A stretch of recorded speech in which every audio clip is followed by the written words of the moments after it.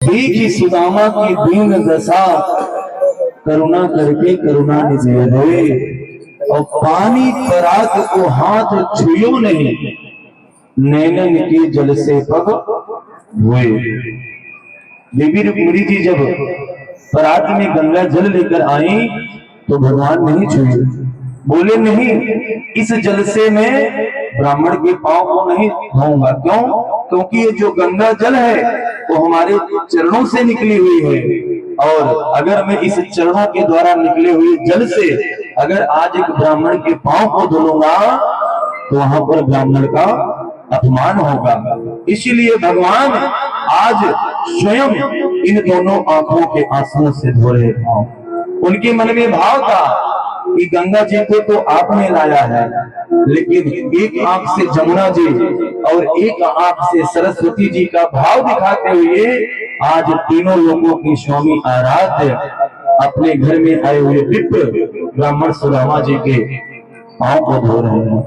और उन्होंने पांव को जब धोया, देखिए प्रसंग क्या कह रहा है।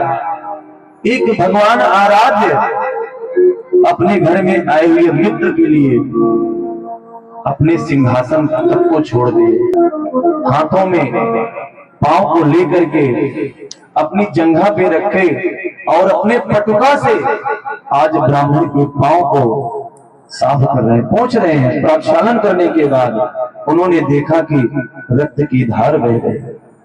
कन्हैया जी को बड़ा कष्ट हुआ। उन्होंने जब पैर के तरल भाग में हाथ को स्पर्श किया, सुदामा जी के सारे दर्द को उन्होंने दूर कर दिया। सुदामा जी कहते हैं, इस पृथ्वी का देवता आया हुआ है और बहुत ही सौभाग्य है कि अतिथि देवो भव, अतिथि देवो भव का उन्होंने भाव देते हुए आज भगवान श्री कृष्ण अपनी दशा को भूल गए और सुदामा जी को देखने के लिए दौड़ पड़े। प्रेम ऐसा, भाव ऐसा कि द्वार पर सुदामा जी खड़े। अब वो सोच रहे हैं कि मैं इतना कमजोर, मैं इतना दुबला पतला और ये कन्हैया इतना मोटा तगड़ा, अगर मैं ज्यादा तेज अगर आलिंगन करूंगा तो कहीं ऐसा ना हो मेरे को कुछ नुकसान हो जाए। तो सुदामा जी दूर से ही डर रहे थे कि कहीं अगर दबा दिया मुझको तो हमारी तो हड्डी और पसली टूट जाएगी, है? लेकिन वो प्रेम ऐसा था, वो भाव ऐसा था कि जब आज एक मित्र से मिल रहा है, एक भक्त एक भगवान से मिल रहा है, और धरती और आकाश का आज मिलन, ऐसा भगवान ने समागम बनाया, ऐसा भगवान ने अवसर बनाया कि जिस प्रकार प्रेम होना चाहिए कि मित्र के बीच में, मैंने पहले बताया कि व्यापार नहीं, मित्रता का प्यार वहां पर मिला देखने को, वहां पर कोई व्यापार नहीं।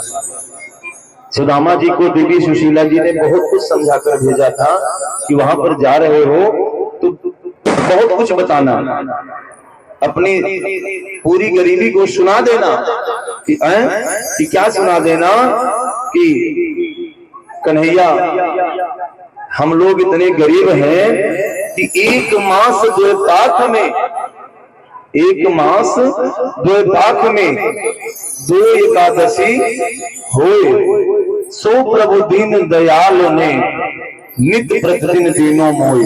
हे भगवान, मैंने सुना है कि एक महीने में 2 पक्ष होता है और 2 पक्ष में 2 एकादशी होती है, लेकिन मेरे यहाँ तो रोज एकादशी होती है, मेरे यहाँ रोज एकादशी का व्रत होता है।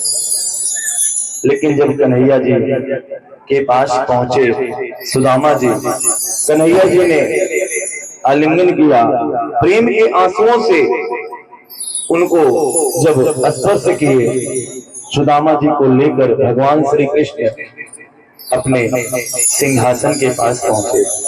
देवी रुक्मिणी जी देख रही है कि कौन सा ऐसा